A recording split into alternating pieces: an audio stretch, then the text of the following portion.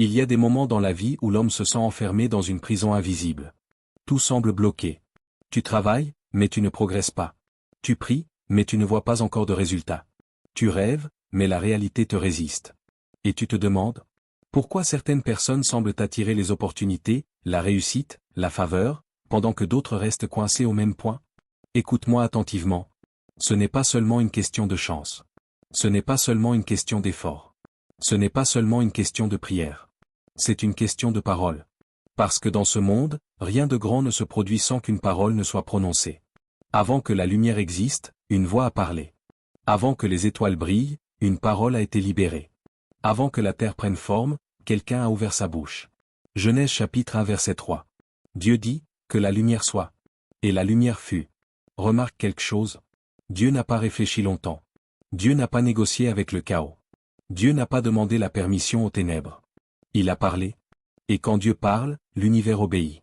Alors je te pose une question. Si Dieu a créé l'univers par la parole, pourquoi crois-tu que ta vie peut changer sans que tu parles?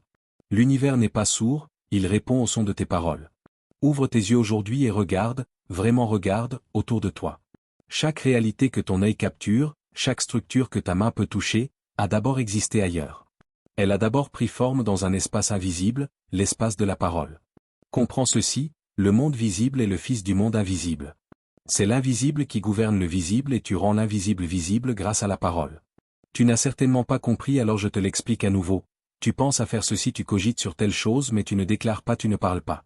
Bien-aimé, déclare sur ta vie, parle sans cesse sur ta vie, c'est la seule manière d'amener ce qui est dans l'invisible à s'accomplir dans ce bas monde. Une maison, solide, protectrice, avec ses murs et son toit? Ne t'y trompe pas. Bien avant la première pierre, la première poutre, quelqu'un a pris position dans le silence et a prononcé un décret, je vais construire une maison.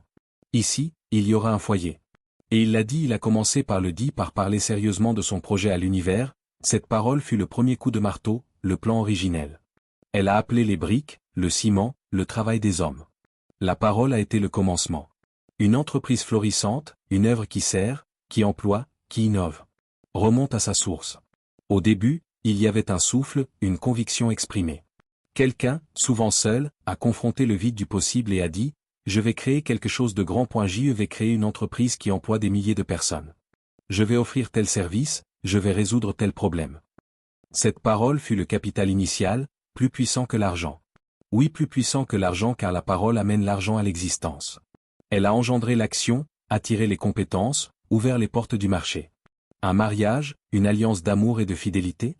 Avant la cérémonie, avant la robe et l'alliance, il y a eu cette parole fondatrice, ce « oui » échangé, cette promesse solennellement déclarée, je te prends pour époux, pour épouse. Je veux fonder une famille avec toi. Cette parole a scellé l'union avant même que le registre ne soit signé. Elle est devenue le socle sur lequel se bâtissent les jours, les épreuves, les joies.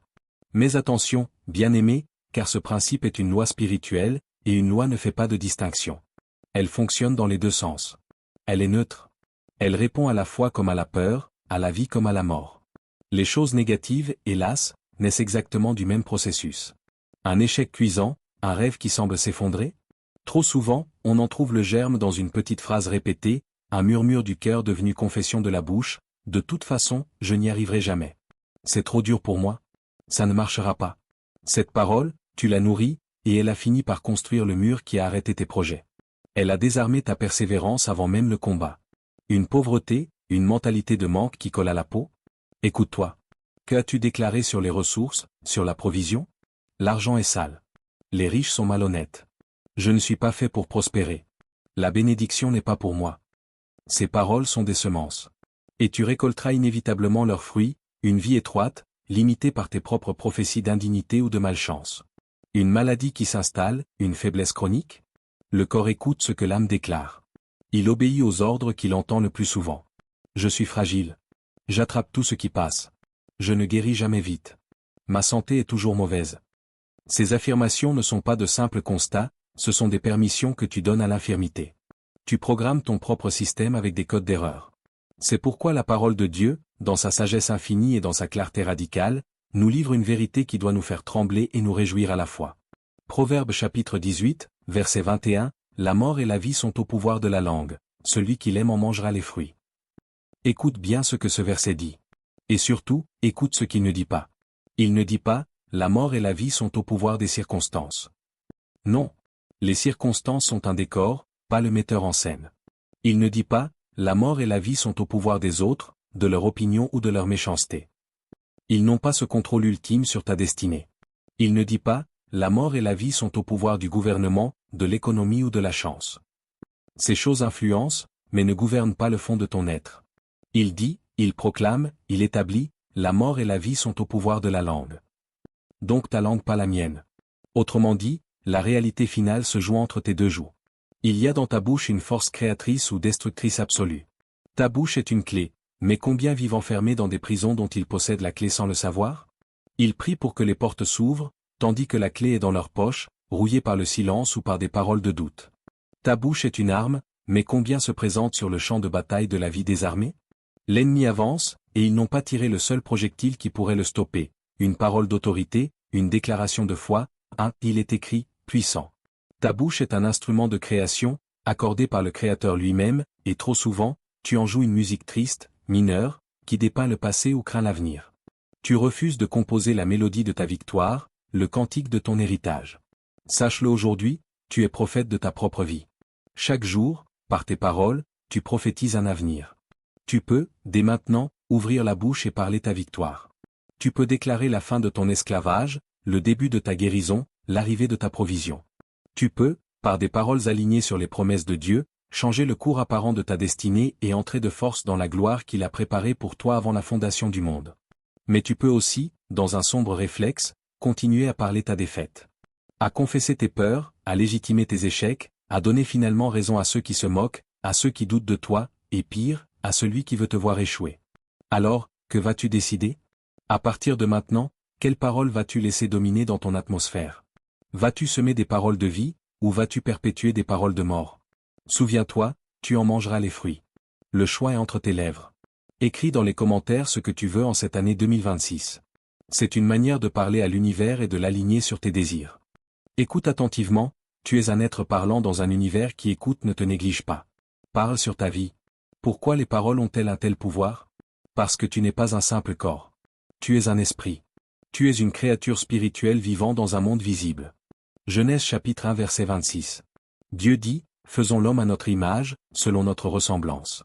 Si Dieu parle pour créer, et que tu es créé à son image, alors toi aussi tu as le pouvoir de parler pour influencer ta réalité. Ce n'est pas de la magie. Ce n'est pas de la superstition. C'est une loi spirituelle. Regarde un enfant qui grandit. Si on lui répète chaque jour, tu es nul. Tu ne réussiras jamais. Tu es incapable. Même s'il est intelligent, il finira par croire ses paroles.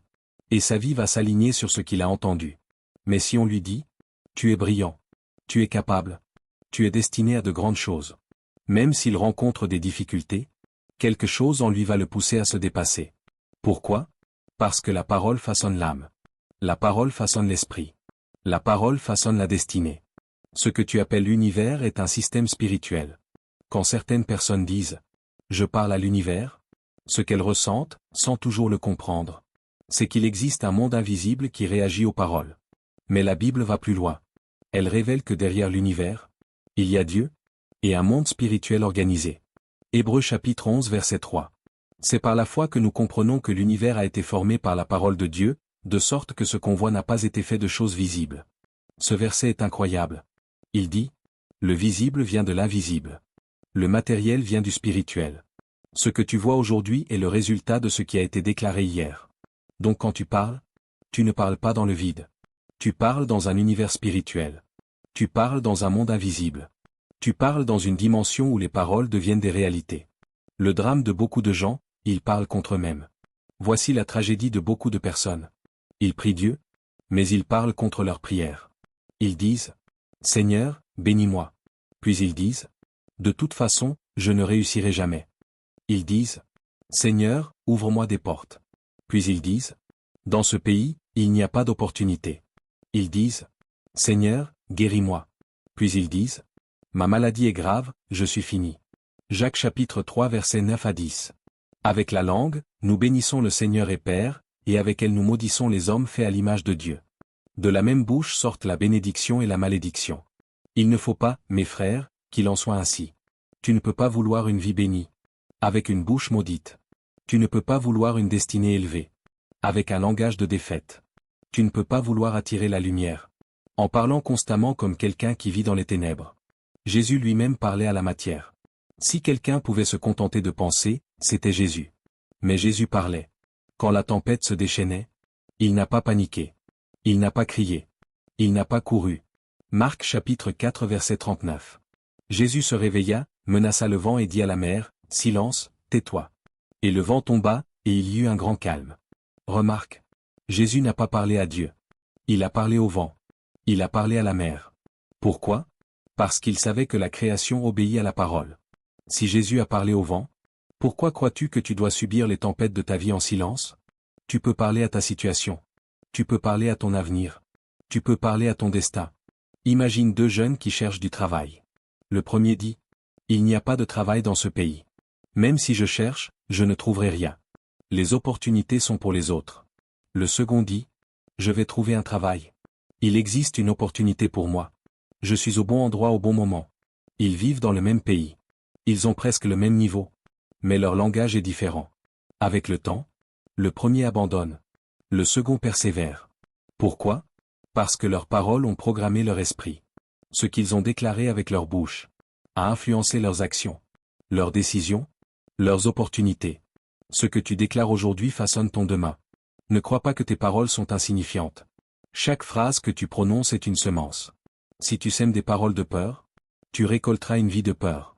Si tu sèmes des paroles de foi, tu récolteras une vie de victoire. Si tu sèmes des paroles de limitation, tu récolteras une vie limitée. Si tu sèmes des paroles de grandeur, tu récolteras une vie élevée. Romains chapitre 4 verset 17. Dieu appelle les choses qui ne sont pas comme si elles étaient. Ce verset est une clé spirituelle. Dieu ne se contente pas de constater la réalité. Il parle à une réalité qui n'existe pas encore. Et c'est exactement ce que tu dois apprendre à faire. Maintenant parlons ensemble, bien-aimés. Frères et sœurs, déclarons ce qui suit. Père, tu as prononcé l'ordre créateur. Tu n'as pas négocié avec le chaos. Tu n'as pas attendu que les ténèbres acquiescent. Tu as parlé. Que la lumière soit. Et la lumière fut. L'univers entier, dans son immensité et sa complexité, est la matérialisation d'une pensée exprimée, d'un décret divin. Et tu me dis, à moi, créé à ton image et selon ta ressemblance, que ce même pouvoir réside en moi. Non pas un pouvoir autonome de divinité, mais un pouvoir délégué, accordé, inhérent à ma nature d'être spirituel. Ma langue a le pouvoir de la vie et de la mort. Mes lèvres peuvent bénir ou maudire. Mes paroles sont des semences qui tombent dans le sol fertile ou aride de l'invisible, et qui, inévitablement, portent du fruit. Je comprends maintenant, Seigneur, que j'ai trop souvent vécu en infirme spirituel, possédant une clé mais mendiant devant une porte close. La clé était dans ma poche, rouillée par le silence ou par des murmures de doute. J'ai prié pour que tu ouvres des portes, alors que tu m'avais déjà donné l'autorité de prononcer les paroles qui les font trembler sur leur gond. Je me repens, Père. Je confesse devant toi le mauvais usage de mon langage. J'ai parlé contre moi-même. J'ai confessé mes limites plutôt que ta force en moi. J'ai décrit ma prison avec des détails minutieux, au lieu de déclarer ma libération. J'ai nourri des pensées de défaite, et je les ai laissées sortir de ma bouche, leur donnant ainsi une autorité qu'elles ne méritaient pas. Je n'y arriverai jamais. C'est trop dur. Ça ne marchera pas. Je suis toujours malchanceux. Ma santé est fragile. Je ne mérite pas mieux. Chacune de ces phrases, Seigneur, était un coup de marteau qui ajoutait une barre à ma propre cellule. Chacune était une semence d'ortie et de ronces que j'ai plantée et que j'ai ensuite maudite de voir pousser dans le jardin de ma vie. Je me repens d'avoir maudit les hommes faits à ton image, par des critiques, des jugements, des paroles blessantes. Je me repens d'avoir utilisé ma langue pour me plaindre, pour accuser les circonstances, les autres, et même parfois toi, plutôt que pour bénir, construire et proclamer ta fidélité. Pardonne-moi, au nom de Jésus, pour ces paroles de mort qui sont sorties de ma bouche. Lave ma bouche avec le charbon ardent de ta grâce, comme tu l'as fait pour le prophète. Purifie mes lèvres. Aujourd'hui, je décide de changer. Je décide de croire à la puissance spirituelle de mes paroles. Je décide d'aligner ma langue sur ta parole, sur tes promesses, sur ta vision pour ma vie. Je ne veux plus être un prophète de malheur pour ma propre destinée. Je veux devenir le prophète de la vie, de la grâce et de la destinée que tu as préparée pour moi. Je renonce au silence complice et au bavardage stérile. Je choisis la déclaration intentionnelle, la confession de foi, la parole créatrice alignée sur ton cœur. Alors, Seigneur, par ta grâce et dans la dépendance totale de ton esprit, j'ouvre ma bouche. Je parle. Je déclare sur ma vie, sur mon être, sur mon avenir. Je déclare que je suis une nouvelle créature en Jésus-Christ. Les choses anciennes sont passées, voici, toutes choses sont devenues nouvelles.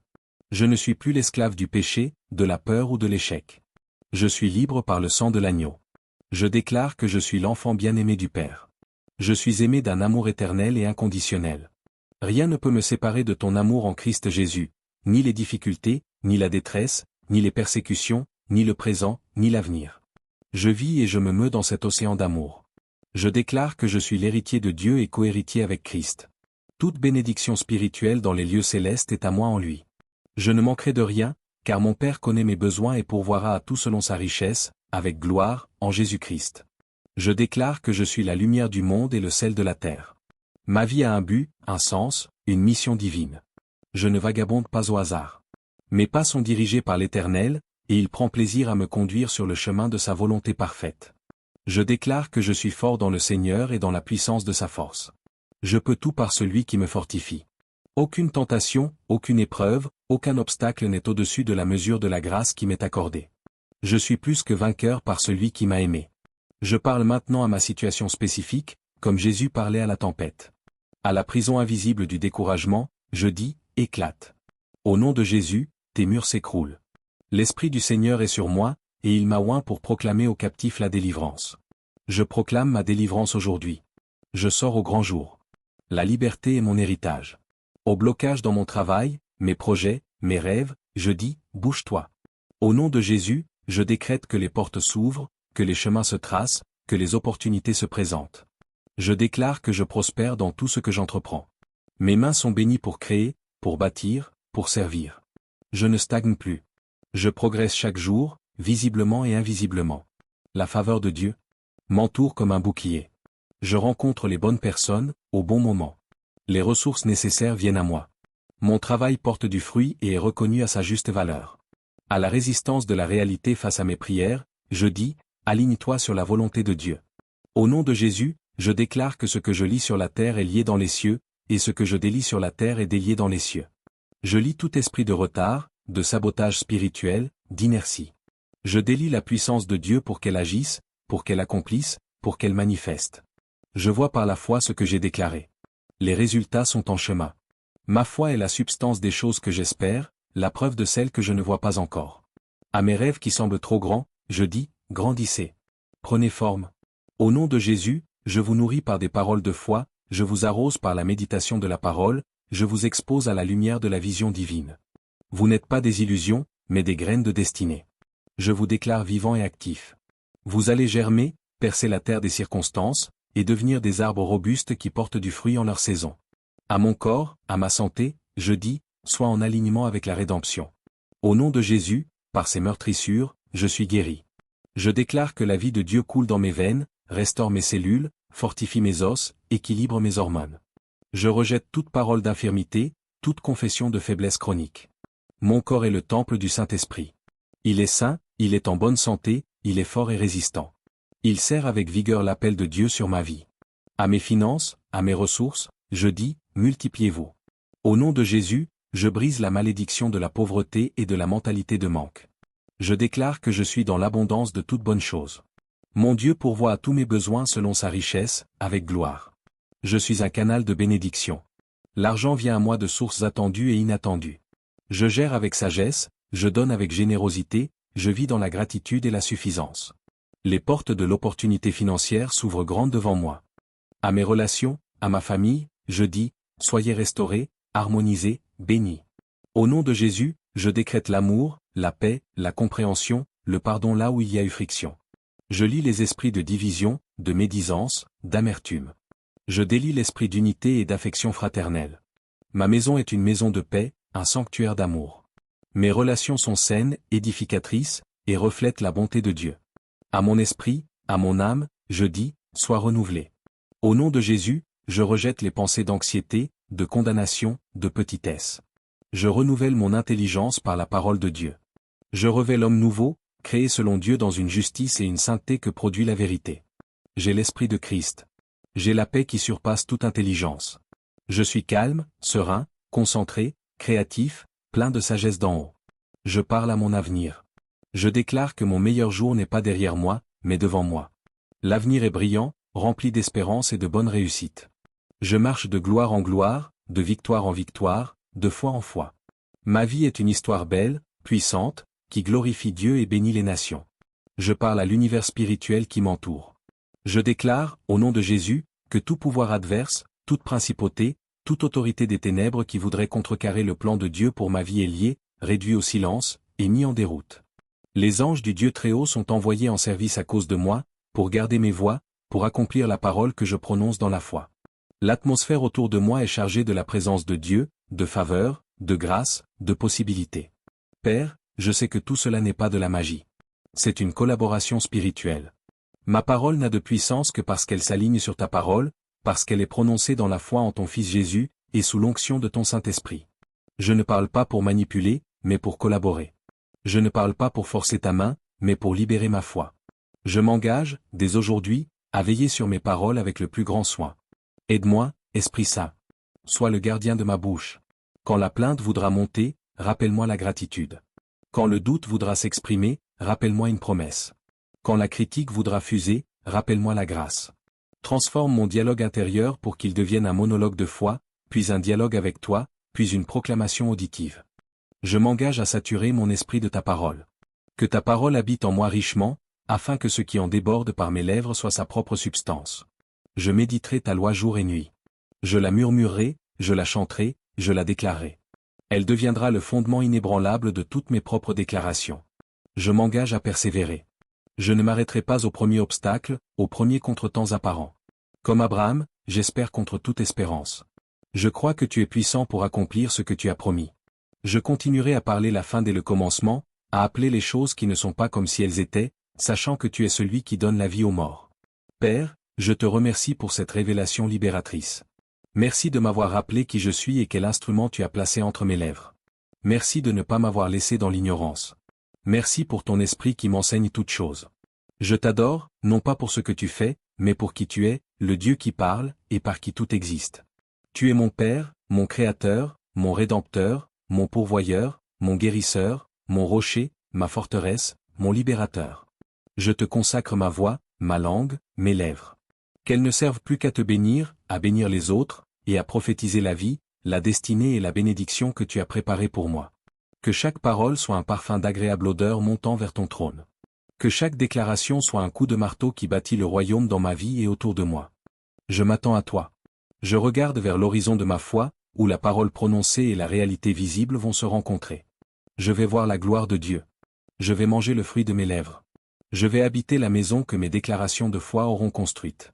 Au nom puissant et suprême de Jésus-Christ, l'Amen, la parole faite chair, en qui toutes les promesses de Dieu sont oui et Amen, je prie et je déclare tout cela.